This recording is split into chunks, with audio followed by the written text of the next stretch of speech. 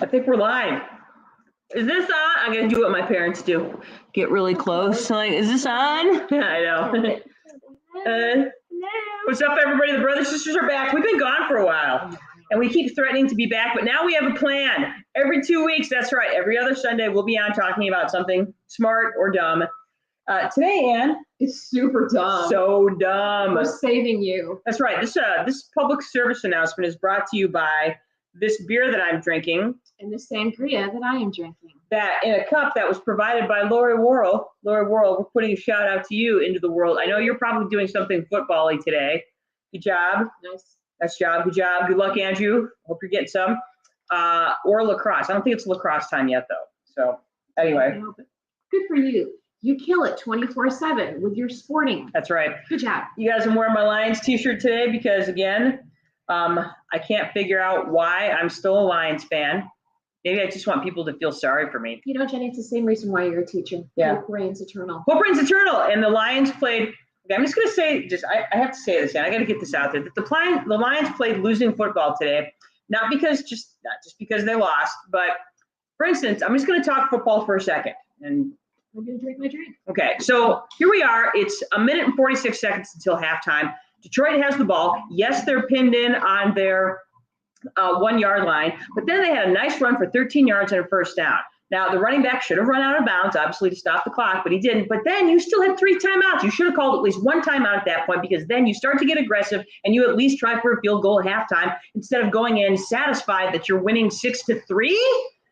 So they don't do that. They end up just running out the clock, and then they're all like smiling as they walk off, like, hey, look at us, we're not losing at halftime. And then they, of course, lose. But that's not just that. So the play that changed the game is here's Detroit driving for a touchdown in the third quarter. They're down 10-6 at this point. Dude gets knocked out of bounds at like the half-yard line, and the replay clearly shows that he might have actually scored. If not, he was much closer to the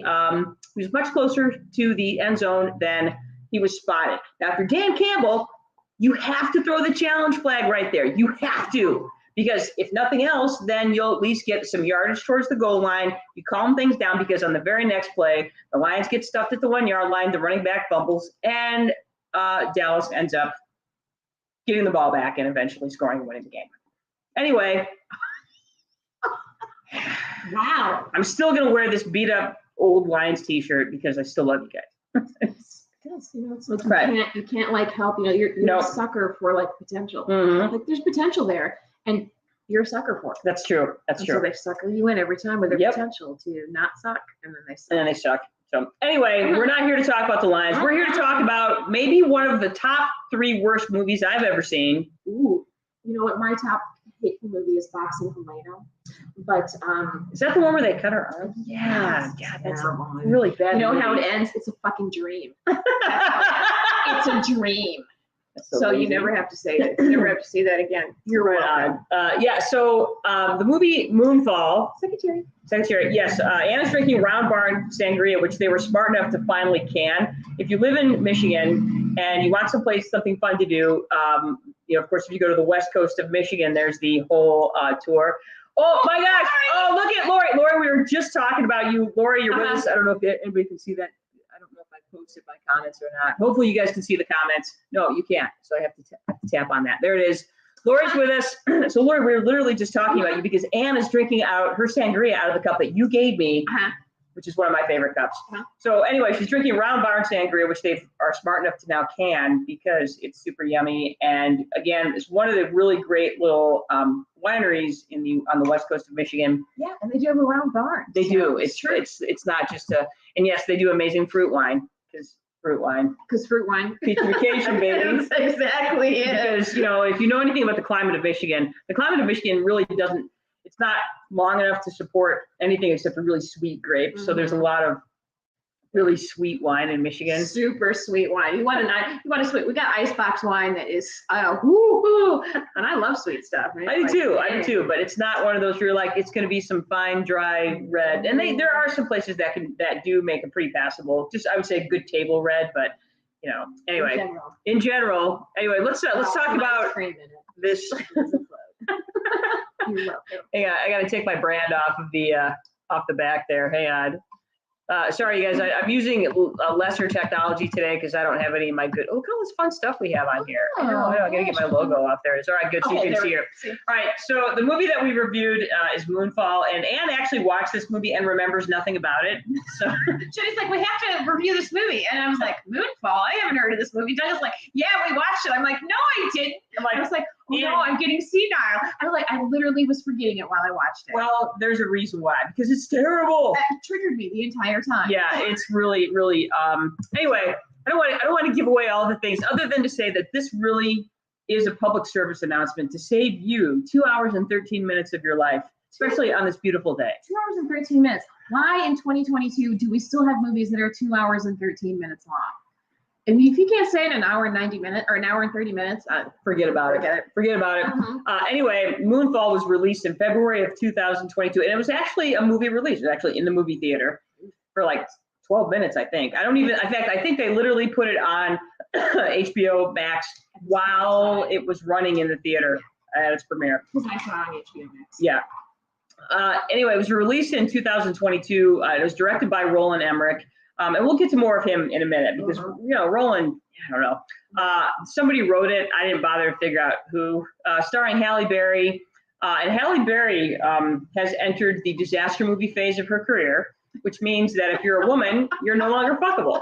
So, like, don't want to be here, then don't want to fuck her. Correct. It's like Shelley Winters in The Poseidon Adventure, Dude, that's rough. Yeah, that's rough. I just compared to Shelley Winters. Sorry, Hallie, that's not fair. You're totally fucking. No, and I hope you got that boat that you were hoping to get with the paycheck that you got from I hope so too, because you earned it, girl. Same with you, Patrick Wilson. For you, John Bradley, I guess this is a step up. I don't know. Anyway, so like I said, starring Halle Berry, Patrick Wilson, who you might know from the Conjuring movies, and apparently he decided to do this movie instead of Conjuring 8. Yeah, it should have made Conjuring 8. Totally. Because Conjuring is like one of my favorite horror movies ever. 1 and 2 are both very scary. Yes. Ooh, I want to talk about the scary movie I saw last week. Did you see the Smile movie? No, we saw Barbarian. Really? Yeah. Okay. Filmed in Detroit. Oh, yay. That's awesome. Anyway, we'll talk more about that. Okay, so yeah, Halle Berry, Patrick Wilson, and the guy from Game of Thrones who plays Samwell Tarly. And he was, John Bradley is his name, but he was in it too. I guess he did a movie, feature movie, so I guess that's a step up. I guess it's a step up. In 2022, or movie is a step up. No, you know what, especially if you're talking from Game of Thrones, this is not a step up from Game of Thrones. Oh, it's totally. No, this was a side step and hopefully a nice paycheck. Last season of Game of Thrones, way better than this movie. Ooh, that is harsh. So harsh. All right, so what is this movie about? Honestly, at one point in this movie, Joe, because my husband Joe did not watch this movie with me. He came in later. He's like, "What's it about?" And I was kind of like, "Don't." It's nonsensical. Okay, in a nutshell, and you can read along with me. The moon is getting closer to Earth, and there's starting to be some anomalies, and nobody knows it except Samwell Tarly. And I'm just going to call him Samwell Tarly. I hope that's okay with everybody, because I can't never, it's like the English guy from Game of Thrones. Oh, wait, they're all English. That's right. Anyway, he figures this out, and he's trying to tell everybody that the moon orbit is changing, and it's not made of cheese, and it's a megastructure. So he knows it's not really made of, like, it's a machine. It's not, that's not a moon, it's a space station. So anyway, it's a superstructure. That's it. It's a super created by early humans as a probe to find new worlds to save humanity from human-created artificial intelligence that is trying to destroy the moon now. And us, etc. Yeah, I don't know. Yeah, I don't really know. So anyway, the moon's getting closer to Earth, and it's wreaking havoc on everybody's. Havoc ensues. Yes. And anyway, the movie lost me a few minutes into it when Samwell Tarly's character is like trying to pretend he's a janitor at like MIT or something. I don't really know. And he's using one of those floor buffers. And I used to use one of those things when I worked janitorial at Consumers when I was still in college. And one of the things you don't let go of that thing until it's completely done spinning, because it will helicopter on you for real. So the first thing they have him doing is letting go of it while it's still running, and it just sits there. And I was immediately, I'm like, this is a walkout. It's already, and this was like 2 minutes and 30 seconds into it. I'm like, this movie already sucks. I mean, just the comic timing. Letting that thing whirl around would have been hilarious. Would have been hilarious, and that would have been worth it. But no, so I'm like, oh, this is already not believable because of that. We're not even. I mean, that's not even the science part. Anyway, so ultimately, what this movie is, it's just another movie where you get to see New York and Los Angeles destroyed by water or meteors or not having gravity or freezing. Was there? Yeah, I thought that was the Colorado part. Day after tomorrow. That's the. Oh yeah, no, there was. Oh, it's the tornadoes. There's tornadoes the day after tomorrow. Yeah. Okay. So let's skip right to the what's good about this movie.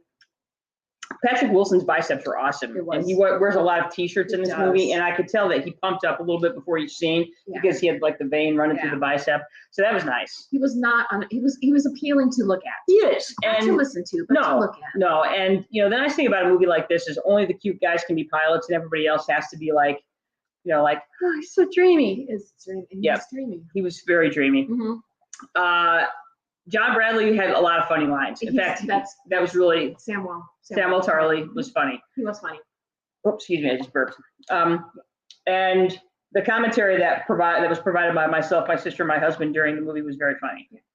Because I think I was texting you things while it was going on. Yeah, yep. Because it was. Yeah. At least I have proof of that. Yes. But I did see it. One Stone Sorry, it's like, yeah, the movie with Halle Berry. And I'm like, I haven't seen a movie with Halle Berry in 15 years. And so, yeah. And you were right. She was totally in it. Yep. Totally. Yeah. Oh, man. And she just looked like she looked like she wanted to be any place but in this movie. Yeah. And I don't blame her because this movie was terrible. She's like, I've been nominated for an Oscar. What am I doing here? Exactly. She's like, oh, you need to add another zero to this check. Totally. So maybe she needs the money that much. Maybe should we send her a check? Maybe. So we're gonna send her a check for $22. So. Yeah, and again, you guys, this review is just a public service announcement to tell you do not watch this movie. Please. You have our permission. Do not watch this movie. There's so many, and especially on a day like today when it's so beautiful outside, go outside. Mm-hmm. Go clean your toilet rather than watching this movie. I graded chemistry tests rather than watch this movie. In fact, I would take a break from grading chemistry tests and make myself watch this movie. So. Yeah, my break from I put like 3 cherries in there. Oh, yay! So there's plenty of stabbing cherries for you there. Okay, so what's bad about this movie? Honestly, everything else. It's poorly written. It's poorly acted. The writing. Oh, I don't know how you could I don't know how you can have any actor in this movie make it good, because if you don't have good writing, you cannot act. Well, nothing in the movie makes sense. I'm like, everybody's like, how could you possibly leave me right now? I'm like, I'm trying to save the world, you idiots. You're not being a very good mom. I am by trying to save the world. I'm like, Dad, you're the worst. I'm like, and everybody's like, yeah, we're, like, okay, I'm gonna take Armageddon as an example. It's like, as far as disaster movies go, Armageddon's all about, yes, we can. Yes, we can. Oh, Cherry. Mm-hmm. We can do it, anything. No obstacle is too big. No obstacle is too small. We're going to overcome it. And in this movie, they're like, yeah, we don't have this part, so we're just going to go. Mm-hmm. We're not going to try anything else. It's so much quitting. There was like so much continuous quitting. I'm like, yeah, we just can't, so we quit. Might as well quit. Yep. So yeah, this sucks. Can I go home? Yeah, and everybody was just like, and it's poorly written, poorly acted. The special effects, even for a Roland Emmerich movie, which are usually pretty good, terrible. It's lazy. That's the part of this thing that drove me nuts. It's so lazy. In fact, I didn't realize when I was first watching it that it was a Roland Emmerich movie. And I kept saying to Duncan, I was like, man, it's like they copied every Roland Emmerich movie. And then when we looked at the end, it was like, oh my God, it was directed by him. It was like, he did not have one original thought in this entire film. No, in fact, we're going to show you a list of Roland Emmerich movies in a minute, because the truth is he actually has made some pretty good movies throughout his directorial. But you can literally be like, oh, that's Day After Tomorrow. Oh, there's Independence Day. Oh, there's 2012. Oh, it just goes on and on like that. White House Down. White House Down. Oh God. Yeah, it literally is like it's like some 14-year-old kid watched all of Roland Emmerich's movies and then made a Roland Emmerich movie. Or Roland Emmerich's like, I'm so sick of making movies. I'm just gonna. I swear to God, he could have pieced together the movie and you wouldn't have known a difference. I'm like, oh, there's what's his name, but why didn't he use in this movie? Oh, there's who's the crazy one? The crazy Braveheart. Didn't he do The Patriot? Oh, Mel Gibson. Mel Gibson. Okay, that's right. There's Mel Gibson running across in a In a ponytail. in a ponytail. I didn't realize he was in this movie. Oh, there goes New York. Yeah, that's the part that it was just like, yeah, and that's that next point. It's Roland Emmerich doing a bad impression of a Roland Emmerich movie. And it's just so stupid. It's just so incredibly stupid. And I am good at suspension of disbelief. I'm good at that. We saw the Velocipaster on Amazon. I think, did we do a review? We did. We did a review of the Velocipaster. Way funnier, better written, better acted, better story, more creative, more entertaining, better special effects. Which includes them showing a car with explosion special that's written underneath it rather than the. Yeah, the kid who did Velocipaster made a movie that was dumb and fun and interesting, and this movie, with all of its big budget and all of its money and all of its stars, was not. It was dumb. Yeah, and that's what I mean. It was boring and it was too long. It was no fun. It was just no fun. Mm-hmm. It takes itself way too seriously, which is something that all Roland Emmerich movies tend to do. But this one just felt different, and I think maybe it's because he's been doing the same thing now for 30 years. And it's just like, dude, you can tell. And that's, you can absolutely tell. And it's a huge bummer. Don't watch this movie. All right. So before we leave you, because we're not going to do a very long one today, because there's just not much to say about this movie. Plus, it's so nice outside. It is really nice. And that's what we're doing. And a sangria. And I have a delicious lager of the lakes from Bell's. All right. Yep. So anyway, Roland, what happened, man? You used to be cool. Used to be. So what we have here in this slide, if you're looking at it, these are some fairly well-known movies that Roland Emmerich has done. And the ones that I bolded, Stonewall apparently wasn't. I have not actually seen Stonewall, which is the one over there in 2015, but I thought I noted it mainly because this is not a dumb action movie. It's actually about the Stonewall riots in 1969 in New York, but apparently this movie's terrible too. Yeah, we looked at the review. I was like, hey, let's look at the review for Rotten Tomatoes. 9%.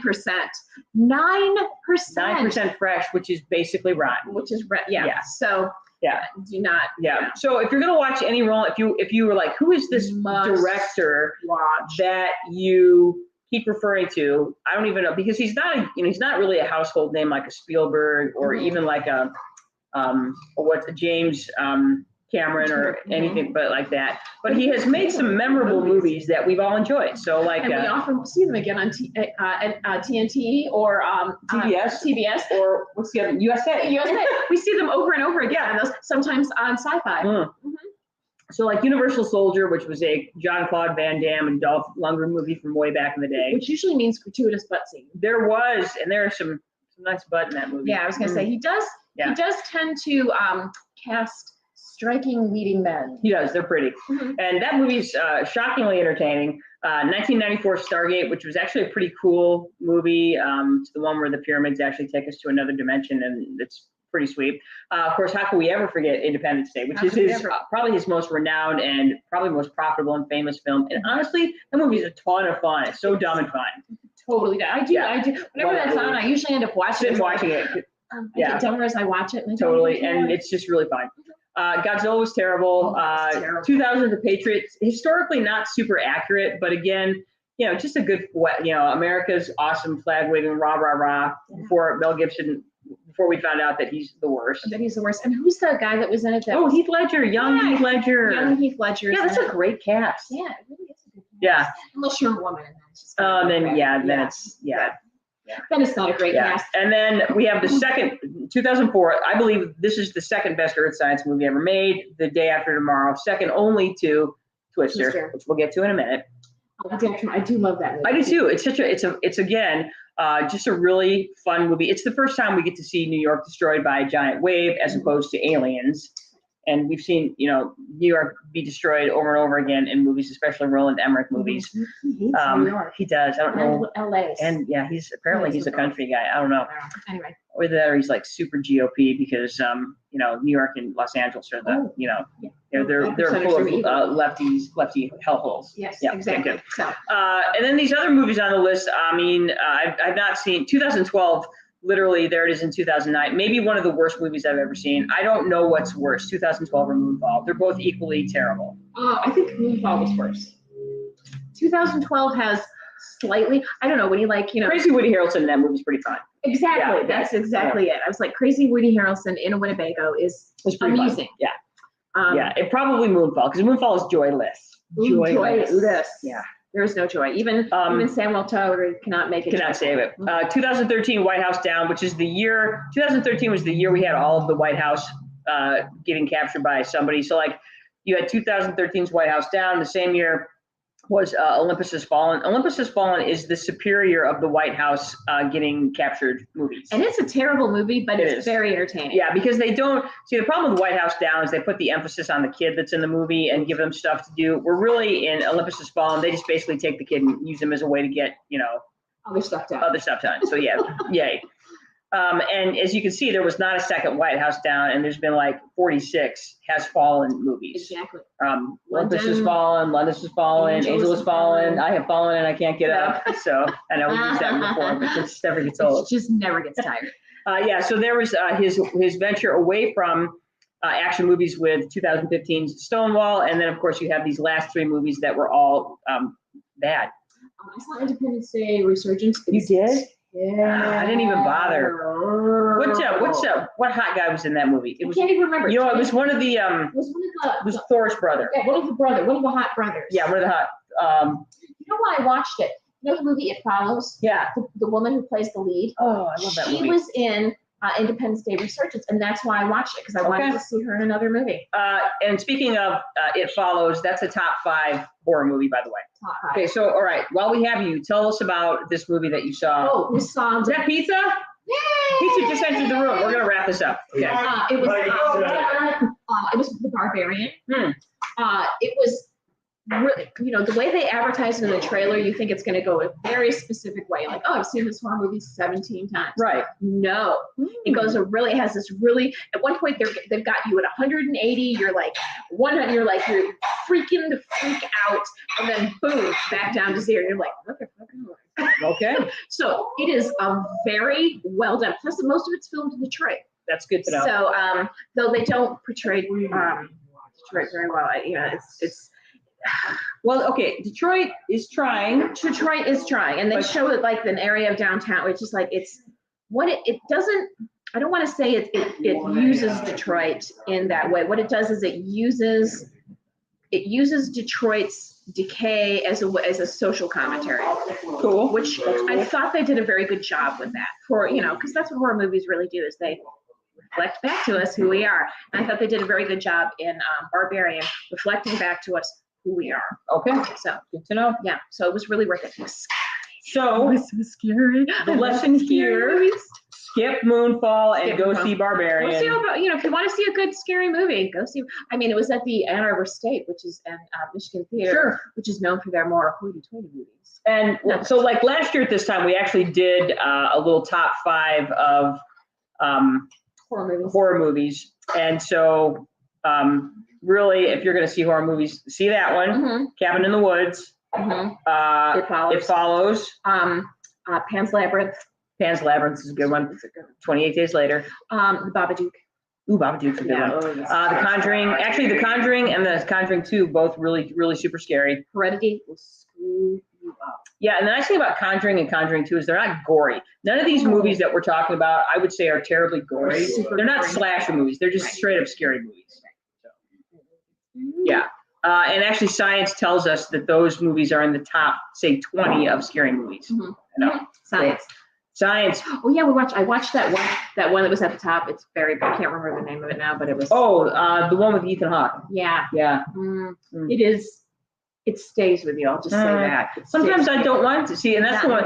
That's the one thing that's about. This one does too. That's about Moonfall, is that it will leave you. Oh man, this is not with you. Man, you'll be watching and you're like, I forgot all about it. And then 2 weeks later, somebody's like, hey, what did you think of this movie? I'm like, I didn't see the movie. I'm going to see that. Nope, it's just that movie. It's just terrible. Yeah, it's just terrible. All right, anyway, you guys, we will see you in 2 weeks where we're going to talk about something. We don't know yet. We're not sure, but I'm sure it'll be fascinating. It'll be fascinating. We're actually talking about Hurricane Ian that came through and wrecked. So we might bring you some information on that. We should talk about, really talk about the long-term effects. I think so, because I think, the whole thing was, we got the power on.